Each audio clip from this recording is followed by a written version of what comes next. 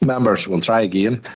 You are hereby summoned to attend the regular monthly meeting of Environment and Regeneration Committee, which will be a hybrid meeting to be conducted remotely via WebEx and also physically in the chamber in the Guildhall on Wednesday, 15th March at 4 p.m. And Karen will take us through the attendance and apologies.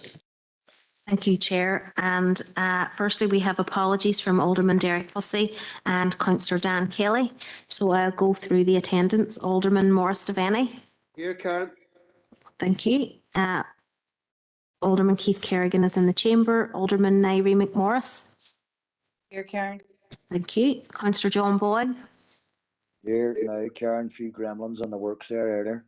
Okay, no problem. Councillor Alex Duffy. On Shaw, online. Okay, thank you. Councillor Stephen Edwards. He will be here on Thursday. Okay, no problem. Councillor Rachel Ferguson is in the chamber. Okay. Councillor Emma McGinley. And Shaw, online turn. Thank you. Councillor Ray McHugh. On Shaw, online. Yeah. Thank you. Councillor Declan Norris is in the chamber. Councillor Maeve O'Neill is in the chamber. And Councillor Martin Riley. Here, Karen. Thank you, Chair. Thank you, members. Our next item is our broadcast statement. I would like to remind everyone present at this meeting in the council office or in attendance remotely that this meeting will be broadcast live to the internet and will be capable of repeated viewing. The broadcast may be terminated or suspended in accordance with our protocol. Due to your attendance at this meeting, you're consenting to be informed and to the use and storage of these images for broadcasting or training purposes and for the purpose of keeping historical records and making those records available to the public. Members and approved speakers are reminded to only have their mics and cameras on while speaking at the meeting and to use the chat facility to highlight a request to speak. A copy of the council privacy notice may be found on the council website, www.derrystalan.com. Our next item then, members, is item number 4, declaration of members' interest. And if anyone wishes to declare now at this stage, or you can declare as items are brought up. In that case, members, we will move on to our item number 5, which is we are to receive a presentation from Sally O'Kane, the Compliance and Sustainability Manager at the Frylight Group. And we do note in particular apologies from Alderman Hussey and Councillor Dan Kelly, two individuals who had requested maybe this agenda item, but they're unable to attend. So we do send our apologies to Sally in that regard. But we will pass over now to Sally to make her presentation. Thank you, members. Thank you.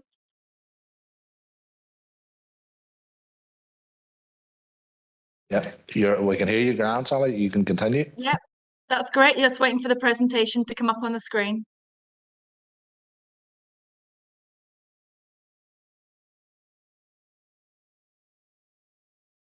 Is that showing yet? I can't see it on the screen as yet. We're just loading it now, Sally. Oh, okay, brilliant. Thank you.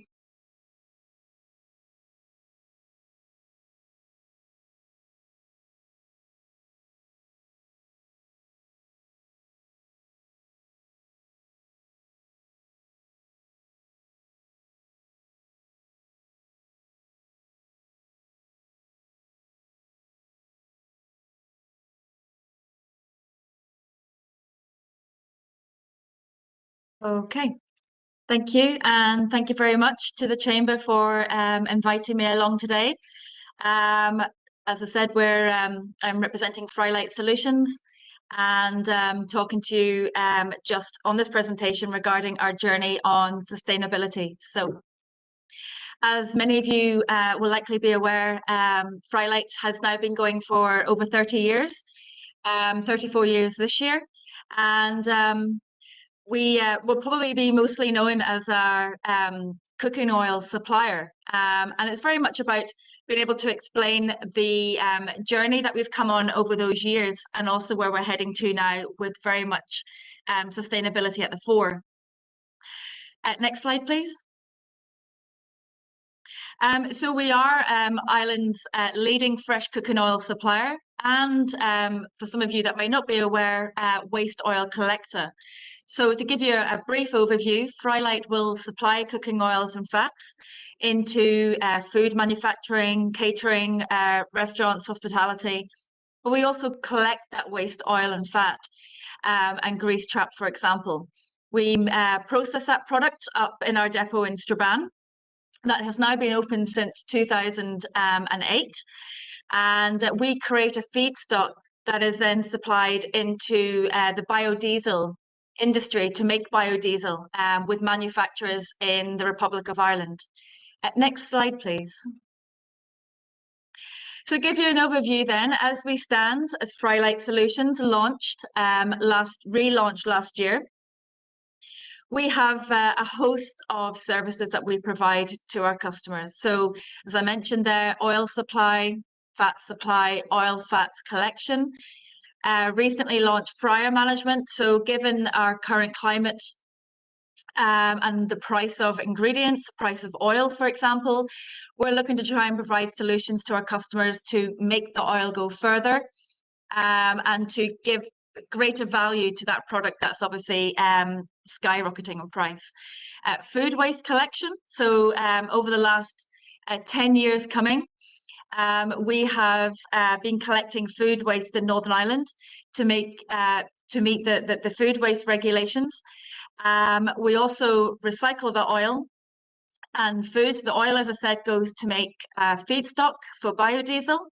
And the food waste is sent directly to anaerobic digestion facilities where they generate electricity and gas that can be used to fuel power plants, fleet vehicles, and so on. Next slide, please. Oh, next slide, please. Thank you. So as I mentioned, we've been in sorry, if you could just go back one. Thank you. As I said, we've now been in business for coming 34 years. And the story, if we look at Frylight, has been actually very much a sustainable story, a sustainable journey. But back after our 30-year celebration in 2018, we were starting to think where do we want to be in the next 30 years? Where do we want the business to be focusing? And very much we wanted to be able to tie in with the global challenges facing all of us with regards climate issues, issues with regards to waste, reducing carbon emissions. So we wanted to really focus on what we could see as a very viable, sustainable service that we provide to our customers. But it was a business that we never really promoted. We never really told people about what we did. And therefore, everybody recognized us as being a cooking oil supplier. So we really wanted to focus on that. And we looked at how we actually tie into the need to be able to recycle food waste, to generate renewable energy, to ensure that we are able to practice sustainable practices, use sustainable packaging methods, use sustainable oil products. So this is where we've really focused. And obviously, as you can see with our new brand and image launched last year, it's very much about solutions. And as per the previous slide, showing all of those different solutions, is every single one of those is a sustainable solution. Next slide, please. So one of the biggest challenges is when we look at food waste, and we talk about food waste as well as used cooking oil comes into that caveat as well. And the biggest question really posed that we focused on was, you know, the world constantly growing. People want food, demands, people want to eat out. But what's happening with food waste? What's happening with that material? Where is it going? What is being done globally, not just in UK and Ireland, to actually deal with that? And the staggering statistic is that if food waste were a country, it would be the third largest greenhouse emitter in the world outside of China and the US. And that's a really staggering figure. So that's really a linchpin as to where we wanted to build our focus. And what we've done recently is that we're really focusing in with our customers to provide them and build that bridge towards that understanding of how they can be more sustainable. So understanding that the product that they see as a waste material is a resource, but how do they actually get rid of it? You know, is it going into landfill? Is it being bulked up with other waste materials, plastics, paper, cardboard, which actually we see happening across the island of Ireland, actually. So we very much want to lobby to improve the extraction of food waste from general refuse and ensure that that material goes to a renewable energy source. Next slide, please. So globally, as much as 40% of food produced is wasted, and that's massive. It's such a huge figure. But when we look at how can we reduce the fuels that we put in our vehicle, i.e. how can we look at more carbon neutral or carbon reductive fuels from diesel and petrol, for example? Well, food waste, and if we look at 40% of food produced that is wasted, and that huge statistic that if we were a country, we would be the third largest emitter if food waste were, that there's still a great potential to make renewable energy from these materials. And actually, Ireland and UK have only really scratched the surface when it comes to actually being able to make renewable fuels, but actually really utilize the waste that is generated in this country. Food waste as a value is actually 10% of global greenhouse gases. So it's an insignificant polluter. And obviously, if it ends up in landfill, which we want to avoid, it creates more methane. And obviously, it is not a sustainable way of getting rid of that product. We have issues with fatbergs in our sewer systems, and we hear that every summer where there's issues with fatbergs and the smells that we see that we can pick up in the likes of Belfast, for example. Ireland as an island produces more than 1 million tons of food waste a year. I mean, that's a huge amount of food waste, and not all of that is going into a renewable energy source. So Frylight very much want to be able to expand on that, look at where we can actually help our customers to understand the requirement to be more sustainable, but also help them on their journey as well. Next slide, please. So as well as relaunching the business back in 2022, we also looked at our 5-year strategy. And one of the main criteria that comes underneath those 5 pillars in Frylight is planet. And that was the first time we'd ever actually brought in an environmental focus for the business. And that forms a significant part of our strategy. But it's really important to focus, and whenever we speak to other businesses, is that sustainability isn't just about environmental concerns. It's the first thing that most of us think about, but actually it also must extend across environmental, social, i.e. people.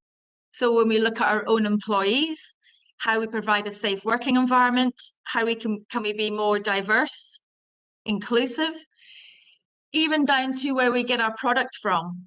So if we're buying soya or palm oils or rapeseed or sunflower, where is it coming from? But also, what is the sustainability on the social aspect with regards to slave labor, human rights, labor standards? So we want to be able to consider all of that when we talk about sustainability and our planet pillar in our strategy. And obviously governance as well, making sure that we want to be profitable, and it's one of our pillars as well as people and planet. We want to make sure that we are utilizing sustainable products in our oil, but also providing sustainable solutions, but also extending that to what kind of packaging do we use? Where has that come from? Is it single-use plastic? Can it be recycled? Who is our supplier? Where are they located? Are they external to Ireland and UK? Is product coming from across the world? Is it made sustainably? Do those social agendas also come into play with regard to sustainability of that material? But also about how can we be more innovative and looking at collaboration. And I think the most important thing that we would identify is a lot of the targets that businesses are going to need to be reaching or achieving won't necessarily be able to be done on their own. And we would see opportunities for collaboration as being essential when we focus forward on our sustainability journey. Stakeholder engagement with our employees, but also external to the business. So it's not just about our customer base. We're very much focused on how can we educate schools, for example, and with the youth, who will be the people that will be leading the country in the future. You know, when we look at that, we understand the importance of education and how we can share our knowledge and experience on our journey with other businesses as well. Next slide, please. And as I just said there, that's our pillars, our 5 pillars, that is fundamental to our strategy. Next slide, please. So a circular economy, what does that mean to Frylight?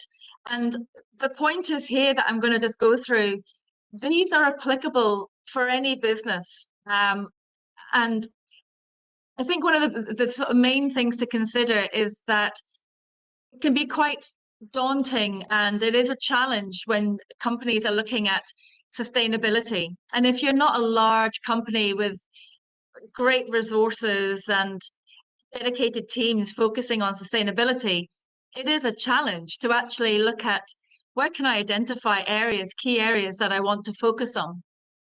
And I think out of all the pointers on this slide, the biggest one to take away is to understand what is it that you're doing as a business? What is it that you're using? What's the material that you're using? What about the energy that you consume? You know, so I would always say it doesn't really matter what kind of business you are.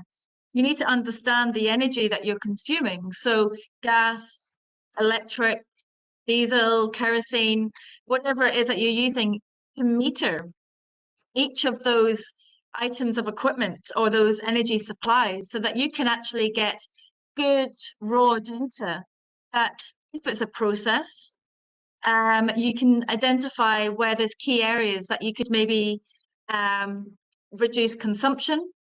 That could be reducing temperature, understanding shift better, understanding the variances of the different types of fuels that can be used. Obviously, looking at how we can innovate for Frylight anyway. And I can say that we will be entering into an exciting new project where we're going to be building our first ever processing depot down in Dublin. And that's an 18-month project that's due to start this summer. But we're looking at innovative technology. So we're actually looking at introducing, for the first time ever, robots into our process. Our process is currently heavily labor intensive. So when we're looking at the safety of employees, we don't want people to have to be doing excessive manual handling. But how can we also make our process safer for employees, i.e. eliminating that risk, but also making a process that's more efficient? We also want to be able to achieve customer excellence. So when we're focusing on our standards that are in place, we want to be able to achieve those ISO standards in energy management, for example, or as we already have our BRC certification for our food products. And obviously, Frylight, we want to be industry leaders in environmental and energy compliance. And we are lucky to be where we are because we have a really nice sustainable product. But that doesn't mean to say that we feel that we just sit back and go, well, we have our sustainability, we're doing really good stuff.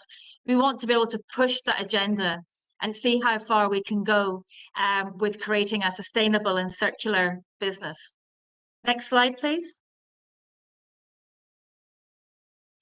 And again, that circularity, we're looking at that. Our circularity model obviously is that supply of the product, that collecting of the product, that reusing our buckets, having our buckets and containment recycled, working on projects to actually put that plastic back into the plastics that we're currently using for our waste oil. So it's not just about going, we'll use a recycled product. Actually, we'll use our own plastic to go into that recycled product. And then obviously supplying the renewable energy market to further support the production of renewable energy on the island of Ireland. Next slide, please. So it's really nice. I think it's important that you can actually, the data that comes out with regards carbon savings, emission savings, and what does that look like? What does that actually mean? And it's easy to make it descriptive and being able to sort of figurative data. So on our used cooking oil business, for the whole year of 2022, we made a saving of nearly 39,000 tonnes of CO2. So that's a massive quantity of CO2. Now, obviously, we can't claim that saving. That's what our customers have achieved through us collecting their material. But when we look at that, that's nearly 2 million trees grown over a year. That's over 19,000 cars, average size family cars, driven on an average 12,000 kilometres of diesel, or the average emissions for nearly 4,000 people over a year. So I think it's really important to be able to put it into perspective. And we would say that for any business, any savings that you achieve, it's definitely to put it into perspective, get that data on what your carbon emissions actually are, what your carbon savings are. Next slide, please. And in our food waste business, now obviously that's a smaller business. We're only operating in Northern Ireland currently, although that's due to change in June this year, where we're expanding into the Republic. But for last year, for that whole year, we saved nearly 3,000 to nearly 2,800 tonnes of CO2. And that is from collecting 8,000 tonnes of food waste and sending it to anaerobic digestion facilities in Northern Ireland. And that equates to over 600,000 houses powered daily, or over 1,600 houses powered over a year. So this is exciting. It's exciting for us as a business. We see that there's massive potential, but also our customers, you know, they're able to avail of this data. This is their savings, and they're contributing to our story and our journey so far and going forward. Next slide, please. So just to give you a bit of an overview and just to finish up on that the presentation, our focus now and our commitments into this year is that we are going to be expanding our food waste collection throughout the Republic of Ireland, commencing June this year. We have a very exciting project starting this month, actually next week, with a renewable fuel called hydro-treated vegetable oil. And that is widely available now on the island in bulk supply.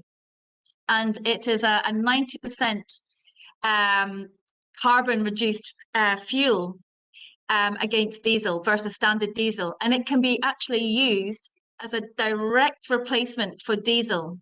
So we're going to be trialing this in our Dublin depot for 3 months. And we expect to make a saving of about 36 tonnes of CO2. But it's a really exciting project. And it just goes to show that more of these renewable fuels and renewable innovations will be, you know, arriving on our doorsteps and becoming more and more available as the months and years go by. And we expect to see significant changes over the next 18 months. Our process waste, so this is all the rubbish debris that comes from our customers in the food waste that we collect, the waste oil, we've got to filter that out. So currently that would, well, it would have up until very recently gone to landfill, but we've actually got that diverted to a waste to energy process. And then what we'll do is we'll look to actually extract out more material that can be recycled as our next stage of that hierarchy of control and that journey to a more sustainable process. We have a plastics project underway that I alluded to earlier, where we are going to use our plastics regrind from all the buckets that we buy every year and the wheelie bins and barrels. And that regrind will go in to being a percentage of the recycled content in a new wheelie bin. So we'll be able to make a claim that will say that, say, 2% of the 30% recycled content of a bin is actually from our plastic. So that's really exciting. And then within our process in Strabane, we have now just gone live actually this month. We have 45% of our effluent from our process has now been diverted from water treatment and is now going to anaerobic digestion. So creating a more sustainable product, but also diverting it away from our local sewer systems, where there's obviously additional chemicals and controls needed to make sure that it complies. Next slide, please. And just finally, that's where we see the benefits for us in Frylight, obviously for the environment, for you, for our customers, external public. This is our circular economy. So look, thank you very much for giving me the time today to talk about Frylight and to talk about our sustainable journey. Thank you. Thank you very much, Sally, for your detailed presentation. I'm going to open it up to members now if anyone wishes to pass comment. So is anybody? And I do note there Councillor Edwards is in attendance, Councillor Ferguson and then Councillor O'Neill. Rachel? Thank you very much, Sarah, for the presentation. And I must say it is pretty impressive, your commitment to becoming more sustainable and in every part of the process in the circular economy. You explained quite a lot of it, and I can really appreciate even the being able to see the tonnage in which you are able to reduce your CO2 emissions. I was just wondering, anaerobic digesters are a bit of Marmite when it comes to renewables, and I see within your presentation there that you have a trial to commence in Dublin, obviously the 1st of March, where you are going to use some more biofuel and try and change over to that. Would you see, if that trial was successful, that you would invest more in that than, say, the anaerobic digesters, or do you think that's going to be something that you would do as a two-prong to continue? But that was the only question I had, but I really appreciate the presentation. I think if more companies were like yourselves and trying to find a more sustainable future, it would make the biggest difference.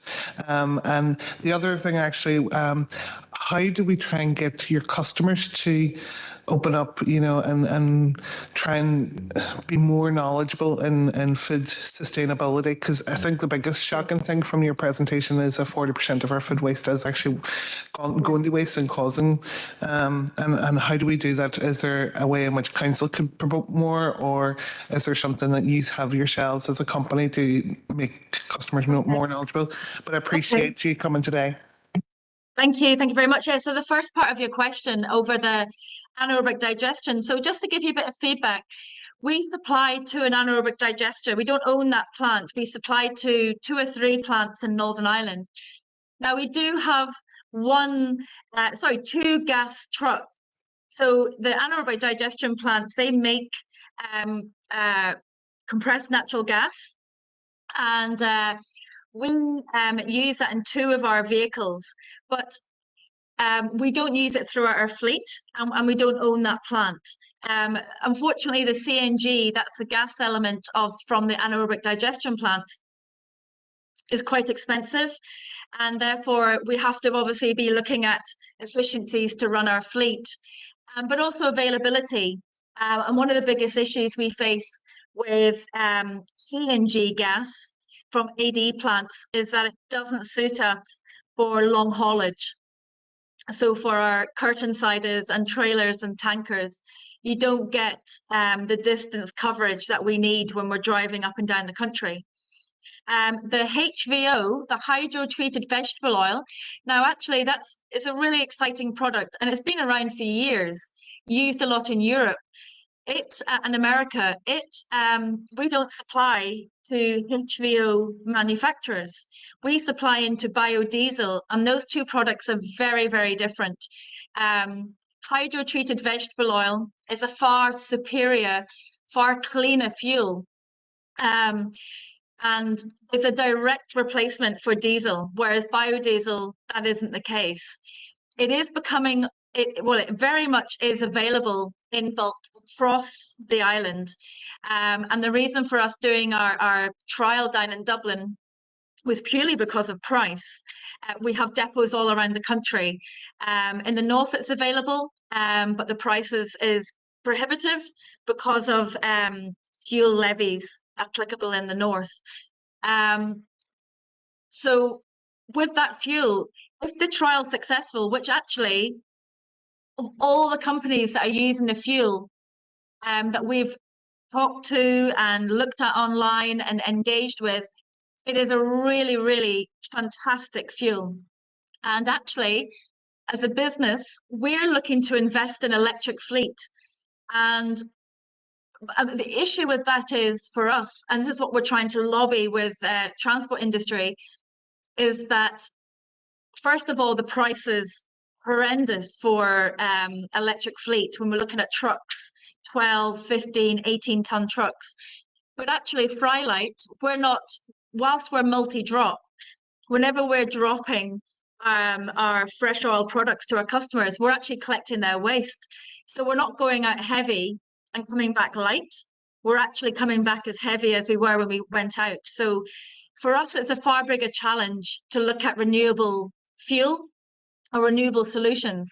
And actually, HVO has the very real potential that whilst it costs a bit more on the litre to diesel, actually, if you look at the cost of your fleet to be able to use that fuel in a diesel engine, and given the commitments that all businesses and all people will have to do on fossil engines by 2030, it is a real option against the excessive cost of electric and the fact that our infrastructure is years off being ready.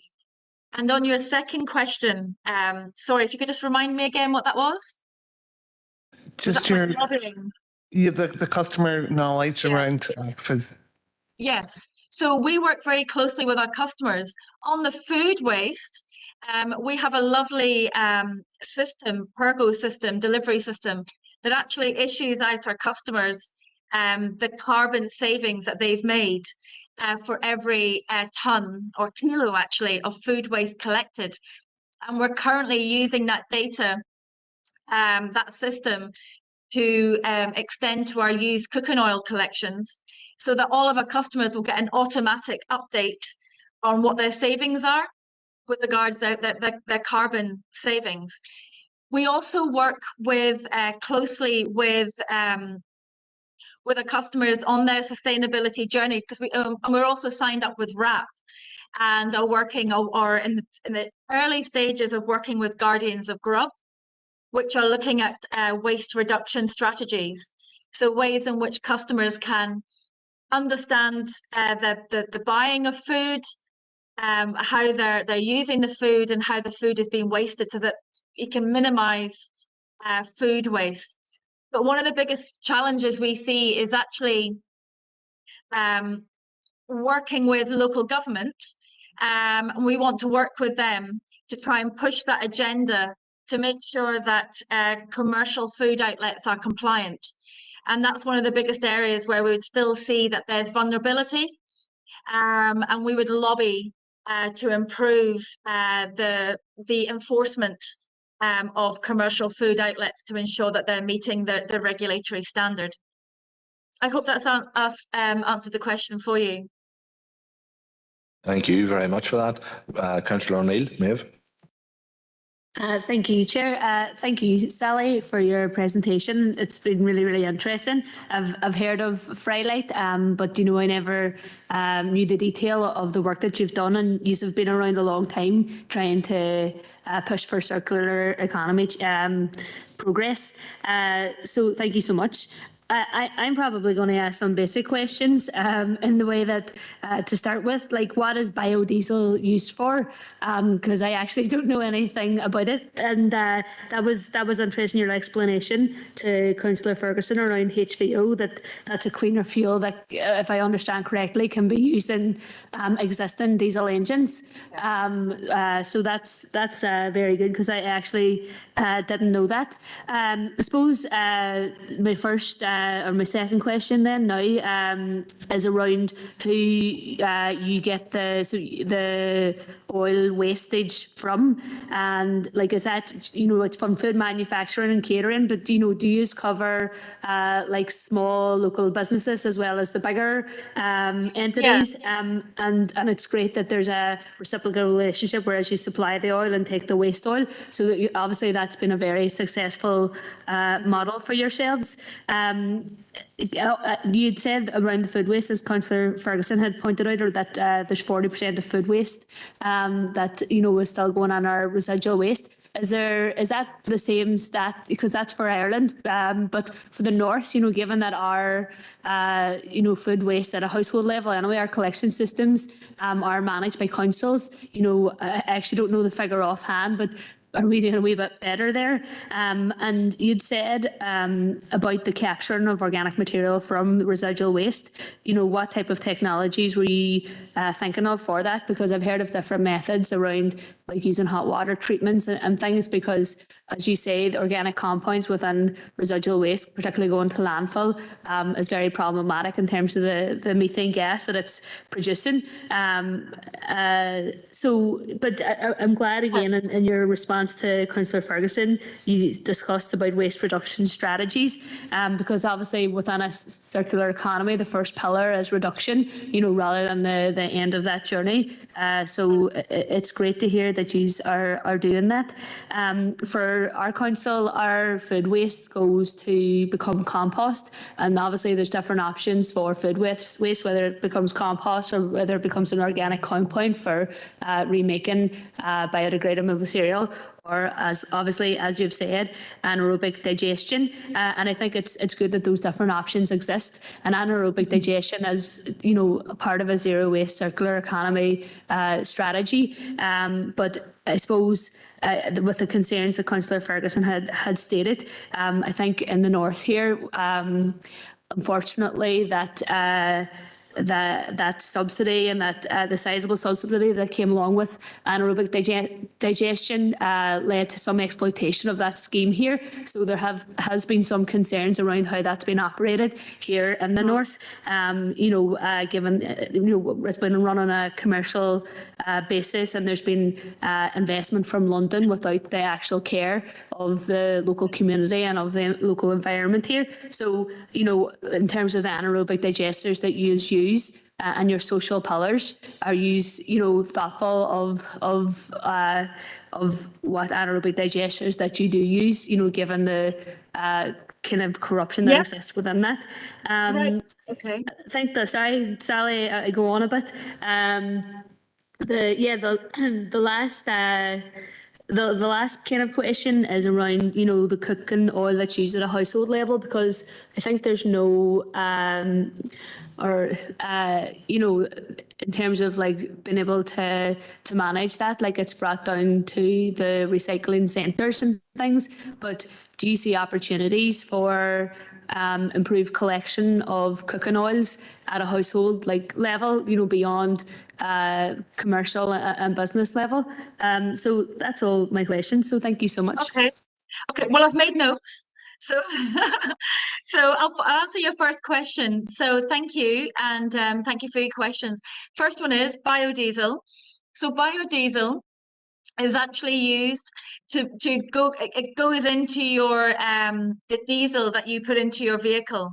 So predominantly biodiesel that's made is actually, I think it's currently is at 7%, actually goes into the diesel that you put, the fossil diesel that you put into your car. And biodiesel can be used, some vehicles can take biodiesel, but it's quite a dirty product. It can be quite sludgy. So it's used in small quantities in diesel, fossil diesel that you would use to put in your vehicles every day. With regards our oil waste, you had a question there about you had a question there at the end actually about cooking oil and household, but I'll come on to that in a minute.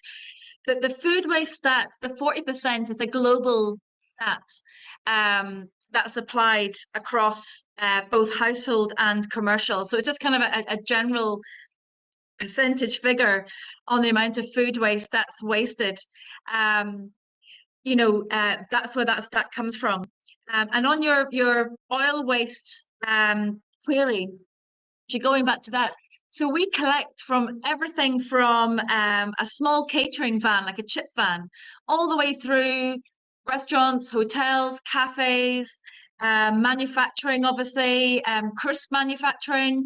And we have over 8,500 customers across the island of Ireland.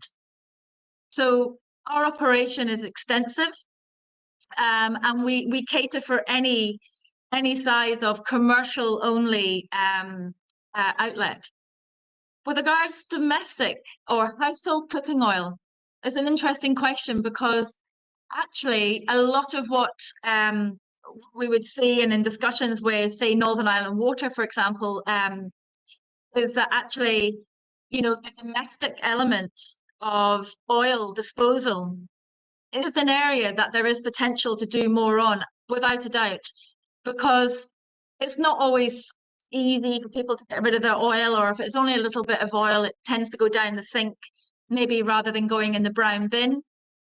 And whilst there are cooking oil facilities at a lot of amenity sites across Northern Ireland, there is still very much an opportunity to do something about that. So it is an area that we've looked at, and we have engaged with DARA to look at a project in the future where we actually look at, say, local disposal points that would be, say, situated at a recreational facility.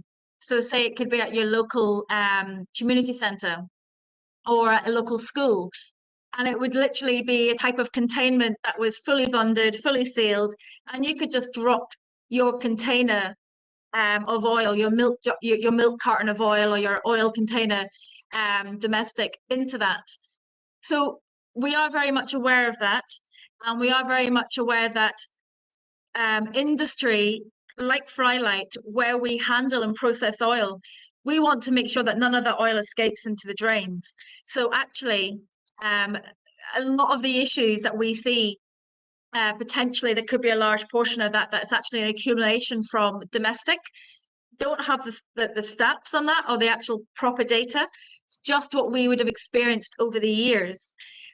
And obviously, we do also work closely with environmental health departments across Northern Ireland, where if they wanted to query a customer, an outlet, a commercial outlet, to see whether they had a proper contractor collecting the oil, we will do a check for them in our own system to see whether we're actually collecting that material. And it just helps to kind of form those close working relationships to ensure that there's a good understanding of compliance. Waste reduction, well, we talk about landfill, you talked about food waste. It is very much that we want to avoid any of that kind of material, oil and food waste going into landfill. And that's where anaerobic digestion, although would have had and has had a bad press over the years, I think it's time to really look at not seeing those issues as being hurdles or sort of problems that will stop us being able to actually make a renewable product that's really good. Okay, and we definitely don't see anaerobic digestion as being the only solution. I think very much everything that we're faced now and the challenges to governments around the world is, we can't just rely on one particular solution. We have to look at how we can make renewable energy, whether it be wind or solar or anaerobic digestion or making biodiesel or making hydrogenated vegetable oil. I think it is important to look at all these technologies that have been around for many, many years and utilize to reduce the amount of food waste, for example, that is going to landfill, that is entering into our drains and causing issues. And just finally, when you talk about waste reduction strategies, that's very much key. And I talked about that hierarchy of control where you want to try and move from landfill, where we're moving to waste to energy. We also want to make sure that we move further to take out material that shouldn't maybe be incinerated, but actually can be recycled. Yeah, so I hope that's answered your questions, and thank you again. And our final speaker is Councillor Rory McHugh. Rory.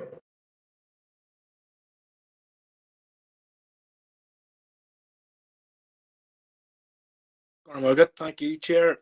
And on behalf of my party, Sinn Féin, I just want to welcome Wendy and thank her for her presentation. I think just listening to your presentation there, I was reminded of the saying, from mighty oaks, little acorns grow. It's great to see a local business that started out in Strabane. I'm from Castleberg, so it's only just down the road from me. But it's great to see it now expanding into Lisburn and down into Dublin as well. And even I was down the country a couple of weeks ago, rightly far down, and I was behind one of the Frylight lorries, and it's a sight you often see when you're down the country, and it's always heartening, you see a local company so far down the country, Very interesting presentation. Quite startling fact that 40% of the world's food goes to waste. And you're quite right. In the current climate, businesses have to be looking at their impact on the climate. And certainly your business and what you're involved in helps to address that, which can only have benefits for the environment and indeed the entire community, and also benefits our local community as well in terms of employment. That's just a query I would have, and I just missed the very start of your presentation, so maybe you did cover it, but if you had any facts or figures on just what the employment figures are for Frylight, it would be interesting to hear. It's great to see a company too. You seem to be pioneering in terms of diversifying. Seeing what more you're not resting on your laurels. You're seeing what more can be done, which can benefit your company and in turn then benefiting the environment. So I just want to thank you again, Wendy, and I wish you all the best. I know we're quite familiar with Frylight being local, and I know as well recently you've had like a presentation event up in Belfast as well, which our local Emily, Melissa McHugh, attended that. So no, that's essentially it for me. Thanks again, Wendy, and I wish you well going into the future. Okay, thank you.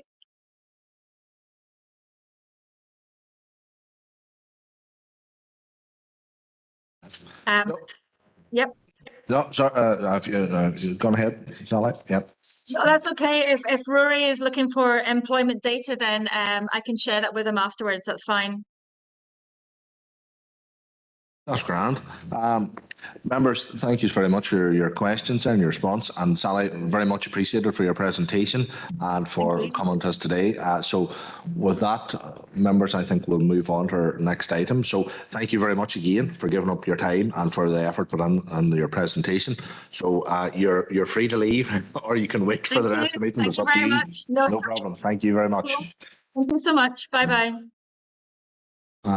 Members, our next item is chairperson's business, and members, this is item 6. We have 29 items in total tonight, so we'll try and keep it moving. I haven't been too harsh. And the chair, I don't think I've been too harsh. So everyone's passionate about their issues, but we'll try and get this agenda dealt with. So I would call a spade, get to your point, and keep the thing moving. Right, so item 6, I have a number of speakers here.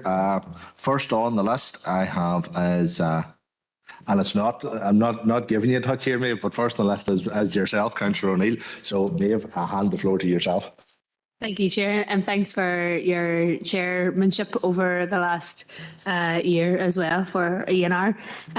So the issue I wanted to raise was the recent withdrawal of Zero Waste Northwest from Council's support in terms of the implementation of the Zero Waste Circular Economy strategy. And of course, I give a declaration of interest as a member of Zero Waste Northwest. Obviously, officers and councillors will know that I was very much on the other side of the process before coming on to council, meeting with council officers, lobbying councillors, trying to move this strategy forward. And so it's obviously something that I feel very strongly about, and people before profit feel very strongly about. But I do think it's a real blow for council that this has happened. You know, obviously the strategy was adopted in December 2017, and you know, from that, this council made a commitment to implementing the strategy, and that's alongside that, but there was projected savings of £3 million a year, and the creation of 190 plus jobs. You know, with the proper implementation, so it was a real win for the council. And obviously, this is not just a standalone, you know, resource issue. It's in the context of the climate crisis and our commitment with regard to tackling the climate emergency. And I think this withdrawal asks like real questions of our council about what we're practically doing beyond talk. And obviously it's also in the context of my boy, you know, moving away from my boy and trying to learn lessons of how we're actually dealing with waste and actually not treating resources, you know, or our planet with contempt and actually valuing for what they're worth. So I think the key points that Zero Waste Northwest have made within their withdrawal are that, you know, there were key policies within the strategy, you know, that weren't implemented that would have shown council's commitment to this direction, and that was setting up of a think and do tank, a stakeholders group, and very keenly a roadmap, and that's without even looking at how we recycle at a curbside level.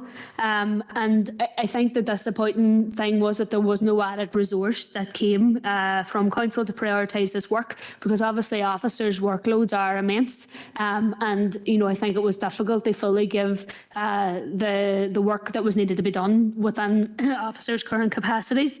Obviously the service plan is coming up within our agenda today, but I see again nothing that's focused on the implementation of the strategy.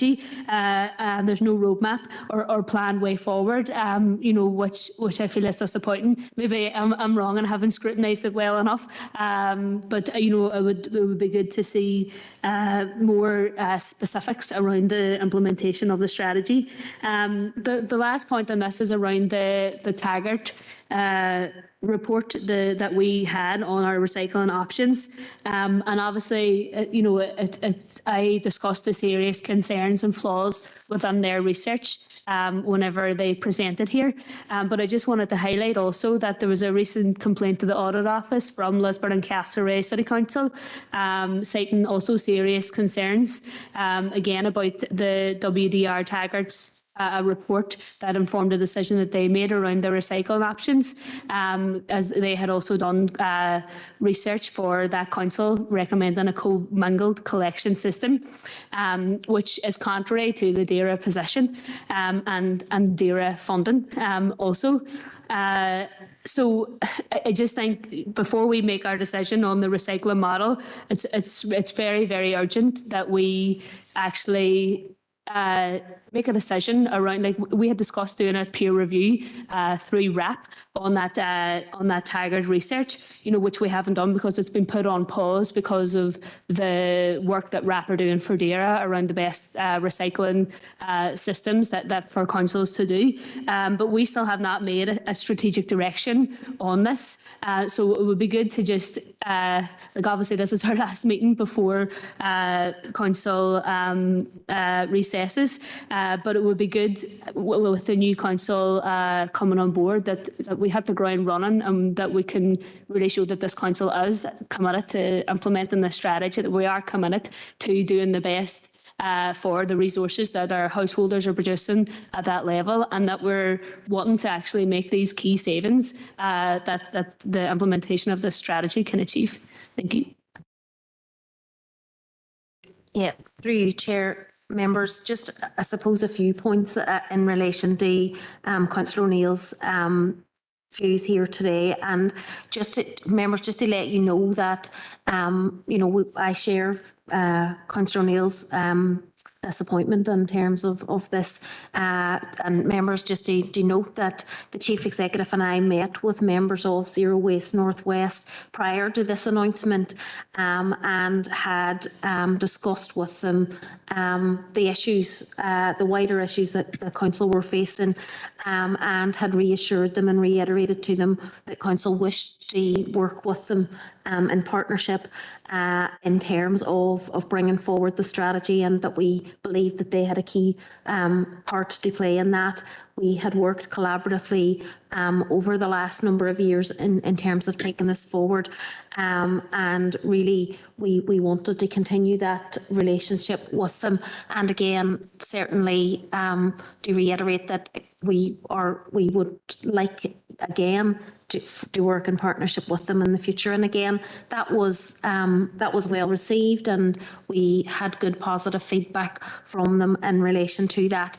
I think in terms of the wider circular economy strategy, you know, again, as an officer team, and I'm sure as members, we all share frustrations around I suppose our ability to fully implement the strategy, and I suppose in terms of the timeliness of being able to implement it. And certainly, members, as you're all aware, and we've gone through this at various reports over the last number of years, we do face challenges. However, and indeed, we also are at a time when we also are facing legislation change, etc. We're also facing you know, changing and very welcome central government policy around some of these issues. Again, that is likely to you know, ensure that the council doesn't be the body that bears the cost of all of these changes that we know that we need to make in terms of being able to fully implement the Zero Waste Circular Economy strategy. And so, yes, again, we share frustration, and will really want to continue to work in partnership. I think, just members, for your information as well, just to let you know that following on from our meeting with Zero Waste Northwest, the officer team also met with Zero Waste Europe, who obviously you know, administer the wider projects around being a zero waste region, and discussed, I suppose, some of the challenges that we face, and agreed to pull together information on in terms of what we actually, how we were taking forward the strategy, what the remaining challenges were, and things like that, which we have been pulling together. And what I would suggest, members, is, you know, as Councillor Neil has said, this is the last meeting of the current mandate of council, but we would suggest that we'll bring a report into the first meeting in the new council, just to update elected members, really, I suppose, on the strategy, to outline, I suppose, some of the achievements, because we have moved in on some aspects of the strategy quite significantly. There are also still remaining challenges, and again to outline those, and again to try and set out a time frame for that. So members, if you're happy that we do that, I'm more than happy to bring that on, members. Councillor Neil wishes to respond. Thank you for that, Karen. Can I ask, could that report include a roadmap then going forward? So as well as looking at the achievements, looking at a roadmap going forward, even if it's a loose one, even if it's not, because obviously, like, I know that we're waiting on their like a change in how like waste management is done, but we know the direction is going to be like separated recycling at a household level. So there's nothing that's not going to be surprising us within DAERA's policy direction. So I think we are capable of making a roadmap and maybe looking at the terms of reference for a think and do tank and a stakeholders group within that report that's coming. That would be great. Thank you. Councillor Ferguson. Thank you, Chair, and thank you, May, for raising that issue. And I met with Zero Northwest whenever they said that they were going to announce this, and the only thing that kind of put me at ease was that they are willing to work with Council if we can kind of show a commitment to the level that they want. And Karen, I take on board your frustration. I know this was the biggest thing for us, is the cost initially for us as a council. I was really impressed with RAP whenever they presented to our committee and the strategy in which they were going with the Welsh Government. So I think that's something that we need to really look at here, but hopefully with the financial support from DAERA. I'm happy with the proposal for it to come through to the next committee. I think it would be good. And I think even a think tank and a stakeholder group wouldn't be a huge task for us as a council, and it would keep us focused and making sure that strategy is developed. But no, happy enough of that, Chair. Thank you. Thank you, members. Next one is Alderman Devaney. Now, I know Morris had been approached in regards to an issue, and I can leave it with him, but I have spoke to Karen, and it's an issue that should be raised under Health and Communities. And I have checked with the Chair, Councillor Edwards, who's on the meeting here, and he has agreed to take that issue through Chairperson's business at the meeting tomorrow. Are you content enough for that, Alderman Devaney? Yes, I'm content with that, Chair. I wasn't really sure what department it sat in, but look, if it sits under Health and Community, I'll be happy enough if Councillor Edwards allows me in under Chairperson's business tomorrow. Thank you very much, Alderman Devaney, and thank Councillor Edwards as well for agreeing to that. Next then, I have the last bit of Chairperson's business is Councillor McGinley. Emma. Good Chair, and thanks for taking it. Notice I had sent it through to the wrong person originally. I have been contacted. My party have been contacted by the AA, who previously had space in Brook Park. As far as I'm aware, the Mayor has been in contact with Colin Kennedy. However, there hasn't been a response in trying to secure them a meeting space. At the minute, they're all over the place because they were displaced from Brook Park. And some of the meetings they've even had to have is above bars, etc., which just really isn't appropriate for what their function is. So I have a short proposal. The council officers will work with the AA to assist them in securing a space for their meetings that is suitable following their displacement from Brook Park. I've put that into the chat box there just to have it in writing. But it was just to try and get a bit of movement on it. They're really eager to get somewhere that is suitable for them to meet. So that's that, Chair. For my good. Through you, Chair, members, subject to members' agreement in terms of the notice motion, certainly I can raise that and work with colleagues across council on it. I think really it's probably more of a corporate issue rather than specifically E&R, but absolutely if members are content, then I can certainly raise it with other members of the senior leadership team. Yes, and members, that has put forward by Councillor McGinley and proposed by Councillor McGinley and seconded by Councillor John Boyle. Are members content that we just say that? As you've heard Karen's response, it's not necessarily within the remit of this committee, but it can be dealt with corporately. Yeah. Content enough, members? Right, well, to declare that passed. Thank you very much, Councillor Boyle and Councillor McGinley. Members, next item 7, is matters arising from the minutes. Does anyone wish to raise anything? Councillor Emmett Doyle. Thanks, Chair. Appreciate that. It's ER 38/23. in salt box provision. It just mentions in the minutes there that at the time of the last meeting, we hadn't had a response from the Permanent Secretary and the Divisional Roads Manager about grip boxes and a few other issues that I think members had raised. Have we had any contact since? Thanks. Through you, Chair. Members, my recollection was that we actually had that correspondence came in during the meeting, and I was nearly sure we had sent it out to all members, but I will check that. I don't know if any other members remember seeing it, but I certainly had asked for it to be sent out to members, but if it's not, I will double check and we'll send it straight back out. Thank you. Thank you. Next one is Councillor McGinley. Emma. Very mega chair, and this is just on the one way that is now a two-way system up a Fergie Street, and the outworkings of that. Delighted to see that the system has been changed back to two-way now. It's been well received by people within that area, businesses and residents alike. Just further to that, within the report from last month, I did mention it in the minutes there about the quadrant of the diamond and the temporary seating that's there. I'm looking to see, is there a proposal or a way forward that there's a consultation or something for the removal of that seating. It has the same view from a lot of the public from that I'm speaking to anyway, that those seats aren't utilised. As I say, I mentioned in the minutes there that it's the one part of the diamond that doesn't get any sunlight. So I'm wondering, have we any further information on that in terms of the future of the seating in that area of the diamond, and is there a possibility for it to be removed? Or Megan?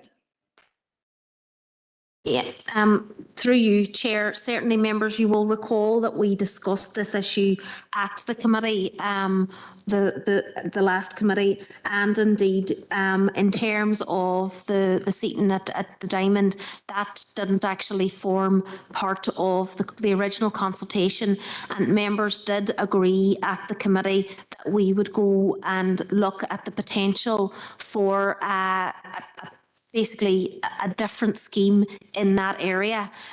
The officers have been working on that, and I would envisage that we probably will be able to bring a report back to the first committee following the election in terms of proposals in relation to that, and then obviously at that stage members are very free to consider the options available or indeed the removal of the seating area, but we will lay out all of those options in the paper that comes back to members.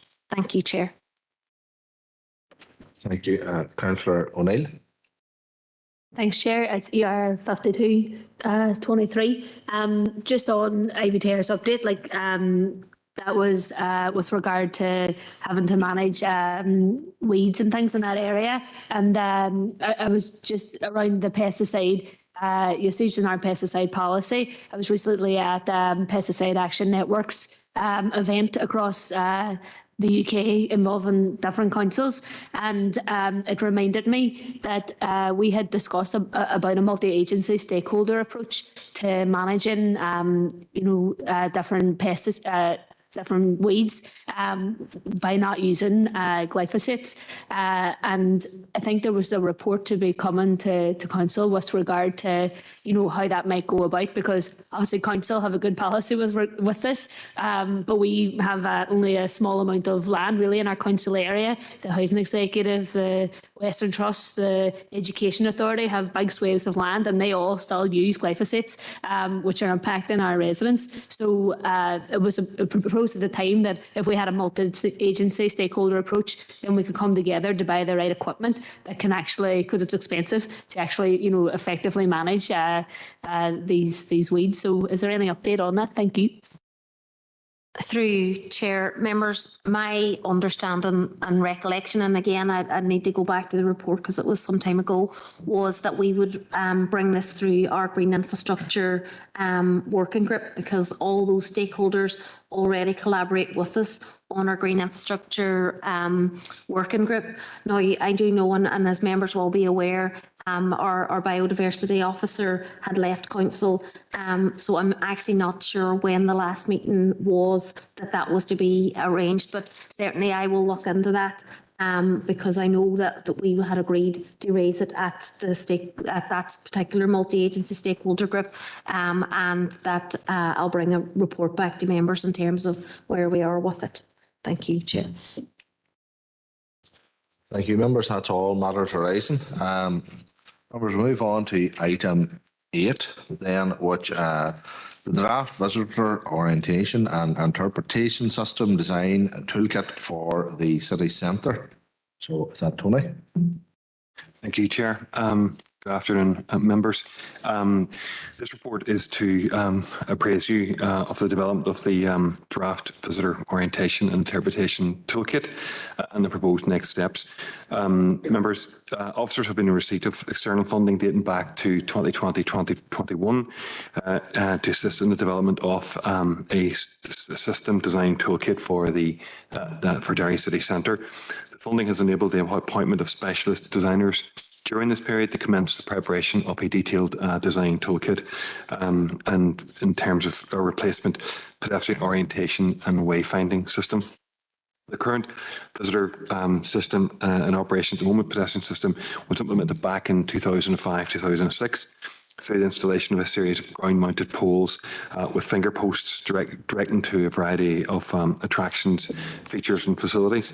And it was complemented by ground and wall-mounted map panels situated in various locations to assist in the orientation for pedestrians and visitors. The current system has its practical design limitations in terms of its expansion capabilities, as well as the accessibility in terms of meeting the needs of those with either physical disabilities or visual impairment. An element of the funding for this commission has been delivered through external grant providers to promote access and inclusivity in any future design scheme. In addition, the current system, which is in place at the minute, doesn't fully reflect the addition of more recent visitor facilities and routes across the city centre, both in city side and water side, and accordingly is considered to be in need of an upgrade. The system was based on a collection of street furniture elements being positioned across various locations, and Council's external design specialists now recommend the design and delivery of a more consolidated and coordinated system that assists in reducing clutter of street furniture. Since their appointment and as part of their brief, the specialist designers have been engaged in the following actions, including reviewing the existing pedestrian wayfinding system, consulting with relevant stakeholders, benchmarking with other similar comparable locations, particularly from a heritage and historic environment perspective, and to develop a design toolkit in respect of the recommended system, together with cost estimates for the delivery of that scheme as well. The attached document, members, you'll note, obviously sets out the approach in terms of the Commission, in terms of their site surveys or engagement with stakeholders, and arriving at the recommended design solution.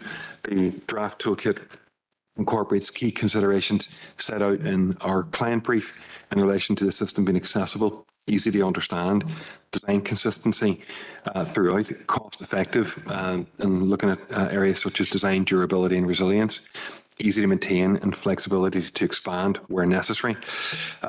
Having incorporated the key considerations that I've just mentioned, the Commission involved the development of the recommended design toolkit to be implemented in any capital implementation phase of this project, subject, of course, to securing external funding.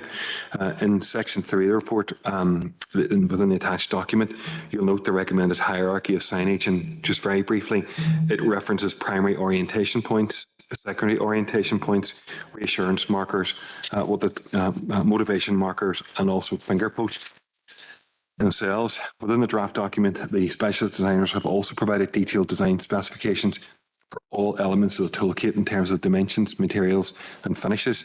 It's important to note that the designers have set out the recommended locations for the hierarchy based on footfall patterns, established routes, and the presence of key arrival points and nodes as well. The final locations of these will be subject to further consideration at the proposed next phase of the project, should, of course, funding become available. These locations will require detailed design specific to their actual locations and will require guidance and approval from stakeholders such as Historic Environment Division and also the DFI Roads. So, members, in terms of from implications, the draft toolkit does seek to address accessibility issues for users with mobility and visual impairment issues, and you'll see that within the draft document itself. This has been a key consideration in the development of this proposed system. From a funding perspective, the funding to support the toolkit itself was funded at a rate of 100%, costing £29,500 with no cost implications to council. The draft toolkit is a key document informing the detailed design and capital implementation of the new, modern and fit for purpose civic signage and wayfinding system across the city centre, both in the city side and waterside, helping to guide visitors and citizens throughout. The proposed scheme's appearance and design consistency will create a seamless and coordinated wayfinding experience for those who rely on the system to navigate around the city centre and indeed beyond. The draft document presents high-level cost estimates to guide council in terms of the likely cost implications in the design and delivery of a comprehensive and new modern wayfinding system. Officers are already engaging with external funders to establish if there's potential for funding to take the project forward, and we are progressing that engagement on the basis of there being no cost implications to council, namely detailed design and delivery at a rate of 100%. So should council be successful in any grant applications, it's important to note that there will be a requirement for council to absorb the revenue costs associated with maintenance, as is the case with the current system. So, members, in conclusion, in terms of recommendation, we're asking you to note the contents of this report and to endorse the draft document as attached, and to authorise officers to continue to identify and seek out external funding opportunities to progress the project to the next stages. And members, should you endorse the draft document, a report will be brought back to a future committee advising of progress to date in respect of our engagement with funders and indeed next steps. Thanks very much. Councillor O'Neill. Thank you so much for presenting this report. I'm just wondering, in terms of the stakeholders in the development of this, was there any disability groups that were part of that process? You know, obviously they've had that, you know, as key to developing this project, you know, was access and accessibility, but I just don't see any groups representing people with disabilities within the external consultees. I'm happy to also propose the report, and I'm just wondering, like, how much are we talking for this implementation, and how is the search for funding for this going? Thanks. We've been working through council's inclusive and access officer and section who've been engaging out with those groups and updating on this. So obviously we've been very mindful of the need to ensure that accessibility and inclusivity is obviously an important element of this. In terms of from a funding perspective, the cost estimates are in and around circa £400,000, and we're already engaging with the Department for Communities in relation to, obviously it may well be a phased delivery given the value of the scheme, but at this moment in time, and clearly we haven't any budgets defined or any confirmation from Department for Communities, but they appear to be supportive in principle of us working with them in terms of the delivery of this scheme. Alderman Devaney, Norris. Thank you, Chair, and I welcome the report coming forward here, and I have no problem, our party's no problem in supporting the recommendation or second it. What I have to say, I do agree with the previous speaker. I think whatever we're going to do on here, I think those people, you know, it has to be taken on mind, the issues in and around those who use the city or in around any area, those with disability and those visually, especially visually impaired, because sometimes street furniture and other stuff can be a barrier for those who are visually impaired. But I think, Tony, you have answered the question to the previous speaker, and I'm happy enough to second the recommendation. Thank you, Chair. Thank you. Councillor McGinley, Emma. Gormega, Chair, and I know the report has been proposed and seconded, but just on behalf of Sinn Féin, we would be in support as well.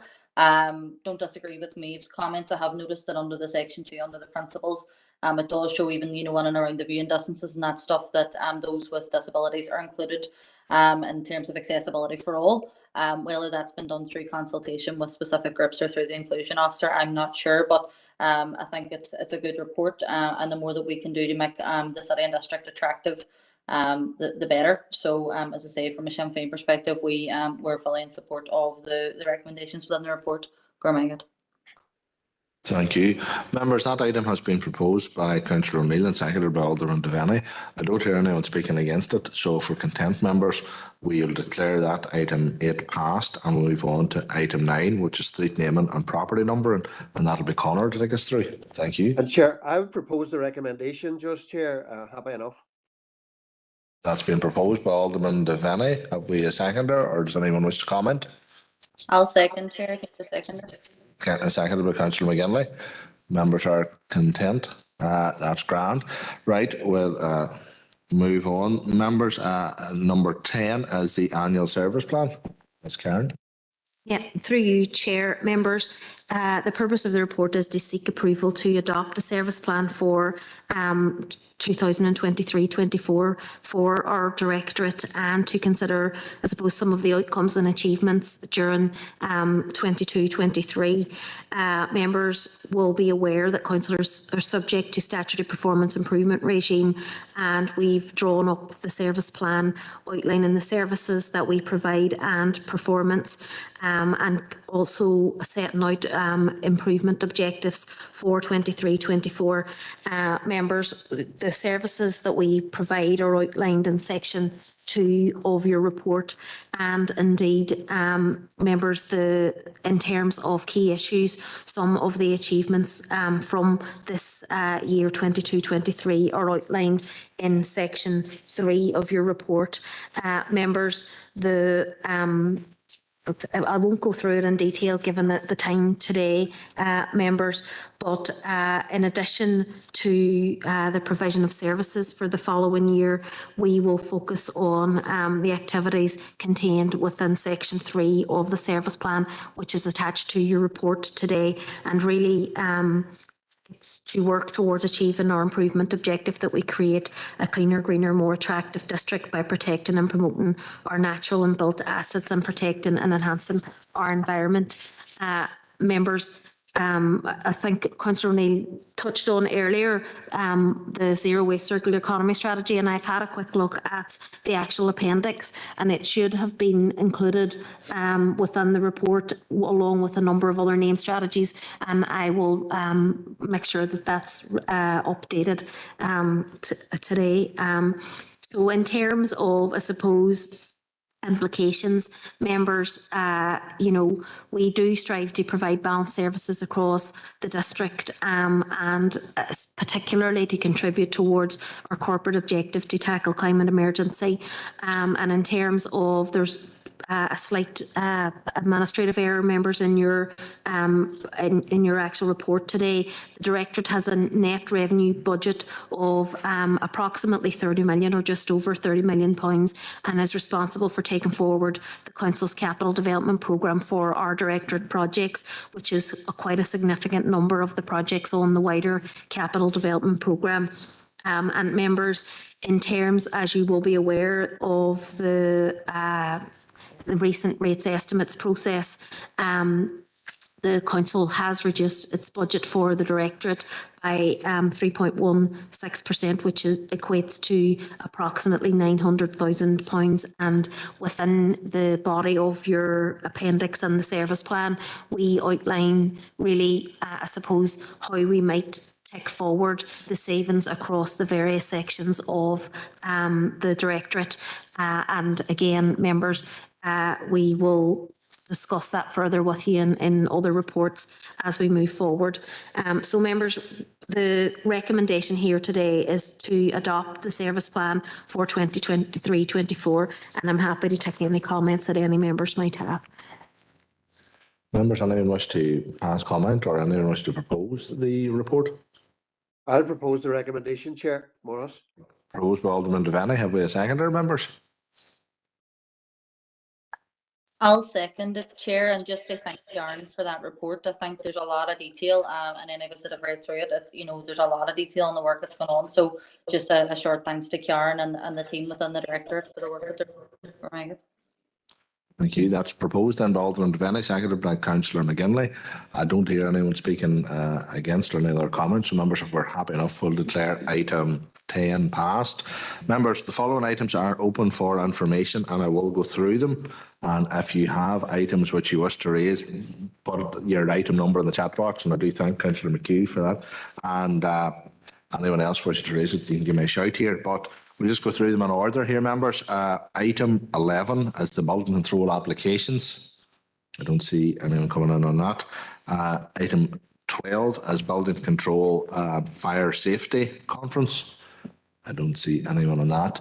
Item 13 is the Castle Derg, the diamond consultation. And the first to speak on that one will be Councillor McHugh. All right. Good Chair, just declaring non-pecuniary interest as well there, Chair, as a member of the steering group. Chair, just want to thank, obviously, council officers and members of the design team for hosting the consultation. It's a very important part of the project to consult with the local community and the businesses in and around the town and the diamond.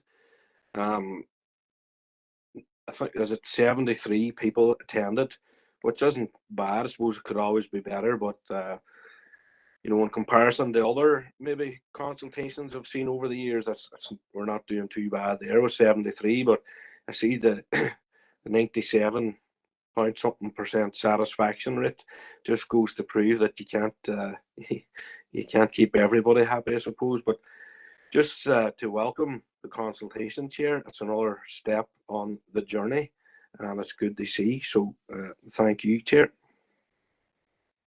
Thank you, Councillor McHugh, and just to be associated with your remarks, I was on myself, as I'm sure you were also, and they were very willing to discuss, and there was a good squad of council officers there, and they did take on board, and indeed when I was there, they got a bit of a touch from a couple of people that I did remark, but they were able to stand their ground and take on board the issues, and again, it's all right to, like ourselves, Councillor McHugh and others, discussing it with officers, but you do need that input from the general public and from those individuals, that are there and are looking and maybe just have a different view on it or look at a thing in a different way.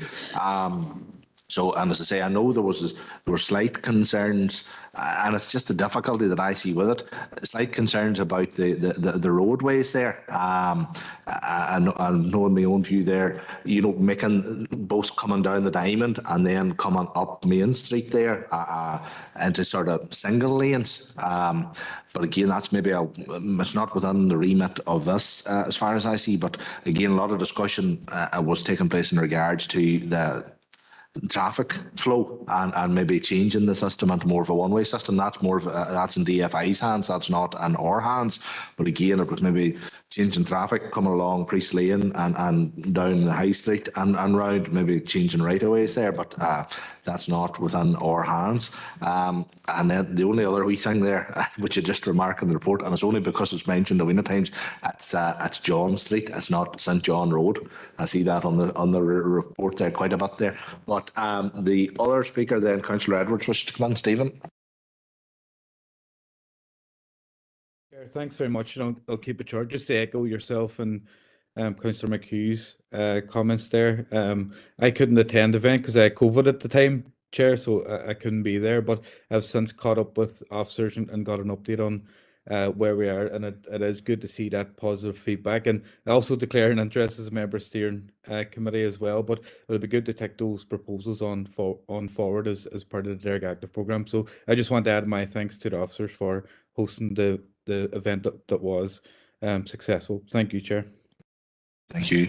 I'm supposed to declare an interest as a member of that steering group as well.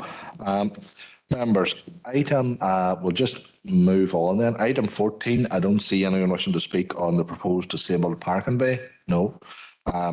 Item 15, I have as the DFI no waiting restrictions. I don't see anyone wishing to speak. Next item then is item 16, which is the flooding update. And the first speaker I have is Martin Riley, and then Councillor Norris. Okay, thank you very much, Chair. And can I just start by wishing you well and thanking you for the way you've conducted the meeting over the past year, and thank you for your year as Chair. You've been very fair, and appreciate you bringing people in. Chair, in relation to this item, and I thank the council officers for the report that's there. Unfortunately, it's all too brief, and yet again, we don't have an update from DFA of any substance. I'm conscious that as we're sitting here, there are residents in Mead and in other places watching with dread the fact that we're in a weather warning for heavy rain. And the concerns that that brings to their mental health has been documented repeatedly, but also on the news this week. There was another council area in Gracedale, and residents there are facing similar issues. So I do think this is something that DFA need to get to grips with. They did indicate, and I've made this point repeatedly, the department through the minister answered an assembly question in October of last year, indicating that they would be bringing back a re-evaluation of the flooding work to the detailed design of flood remediation, and that was to be presented by the end of 2022. We still haven't got it. We're now at the end, or nearly at the end of March, and residents are still waiting to find out what DFA's plan is to improve and make safe the areas in which so many of our citizens live. As I said at the start of my remarks, I'm conscious this is the last meeting of this council term, and my hope is that officers will have an update of substance to be brought to the first committee of the new council, whenever that may be in June, and whoever will be sitting on that committee is obviously yet to be decided, but I do hope that at that stage DFI will be able to give the residents the answers that they so badly need. Thank you, Chair. All right, Councillor Riley. Thank you for your comments. Next speaker I have down here is Councillor Norris and then Councillor O'Neill. Declan. Thank you, Chair, for bringing me on. I'd just like to echo Councillor Riley's comments about yourself. First of all, Keith, I'd like to thank you for my short time on here. I'd like to thank you for your chairing. I'd like to echo Councillor Riley's comments about the flooding. You know my point on it. I've said it many times since I've come on here. I've been around Eglinton today. People are sitting with the sandbags out on their drives, panicking about tonight. I recently had DFA rivers out at a house, and it's laughable, but it's not laughable. You know, there's a river castle coming through Eglinton, and this house, there are washing lines in the river now. There are washing line poles on the river, and they're saying, DFA Rivers are saying that the policy states they can only intervene when it's going to be damaging the house. We're 3 metres away from the house. So it's nonsense. We're talking about policies, and I understand funding, but it's nonsense. We're living with this every day, not just Eglinton, the whole other areas, and we haven't got grips on it. Yes, they're doing a lot of work and around River Muff and around the River Castle. No, they are doing work, but the actual crux of it for the people, we're not getting on top of it, and for them not coming on the chamber to give us feedback, it's sort of ridiculous, you know. That's all I have to say. Thank you. Thank you, Councillor Norris. And again, you're very passionate on this issue. It's on your DA, and I know you've been constantly referenced it on your time on council, and do thank you for your comments. Next speaker, Councillor O'Neill, Maeve. Thanks, Chair. Yeah, just to echo the previous speakers, I think DFI are showing utter contempt for residents here who are at risk of flooding, you know, every time it rains heavily. And, you know, particularly out at Mead in that area, like DFI have actually caused more flood risk, you know, from actually breaking their own environmental impact assessment regulation when it came to planning their own car park. So, you know, they're not just ignoring residents' concerns, they're actually worsening floods in certain areas. I just want to speak particularly to the Foyle Road area. Like DFI roads know that the sewage and the water systems in that area are not fit for purpose. They need to actually put investment into actually redoing the pipe work down there. Now, again, like this is an urgent issue because Foyle Road is under sea level and it's a serious risk of flooding, and we're only waiting for a disaster to happen there. Obviously, the road continues to get flooded. The workers have pointed out to DFI bosses that just flushing out these drains isn't working anymore, and they actually need to invest. So they're showing utter contempt to us. They're showing utter contempt to our residents by not even submitting a report to our monthly council meetings. Like Deirdre at least can do that with regard to my boy, but DFI are ignoring the problem, and it's not good enough. Thanks. You, Councillor O'Neill. Do you want to come in now? 15 more. Oh, no, it's fine. All right. Sorry. Next speaker then, Alderman Devaney, and then Councillor McGinley. Morris. Thank you, Chair. And look, I do share the concerns of other elected representatives here. And, when we look at the flooding that happened in Eglinton, Ivymead, Waterside, Strabane and all there, that was 2017. That'll soon be 6 years away. And these people, in these areas have been living with worry every time they see a weather warning. As some of the previous speakers said, yes, when the weather warning is there, you don't even have to see it, the news. You see the sandbags sitting out on the ready to go out just in case it happens. And I do believe this piece of work needs to happen quicker rather than later, because a lot of people are seriously concerned and around, when they hear weather warnings and around flooding, and really concerned, just to share their concern, Chair. Thank you, Alderman Devaney. Councillor McGinley. Mega Chair, and I'll start like some of the others and thanking you for the way you've conducted yourself throughout the term as the chair of the committee. As a fellow chair, I know sometimes it can't be easy, but well done on your year, and thank you for the effort you put into it. Similar to Councillor O'Neill, I'd be a representative for the Moor, and the Foyle Road area is something that is constantly on our radar. Councillor Patricia Logue has been consistent in terms of raising the flooding issues and around the Foyle Road area and around the Lakey Road and Little Diamond. I'm just wondering that in light of the weather warning that's currently in effect for heavy rain throughout this evening and into tomorrow, is the council's resilience team prepared for that? Has there been any contact with the likes of DFI in terms of what their plan is if it gets really bad here? So although they haven't given us an update, I'm just wondering, has there been anything in light of the weather warning that's come forward? Thank you.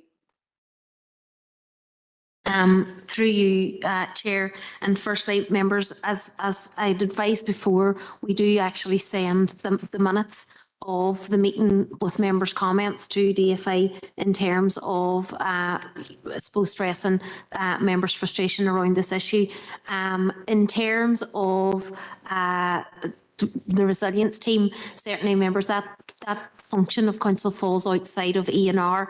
I'm not personally aware of anything, and neither is Connor at this stage. However, we will email the relevant officer to make sure that they're aware of it, and they do take forward engagement with the other statutory bodies as part of the wider response regionally. So we'll follow that up to make sure that they're aware and following up.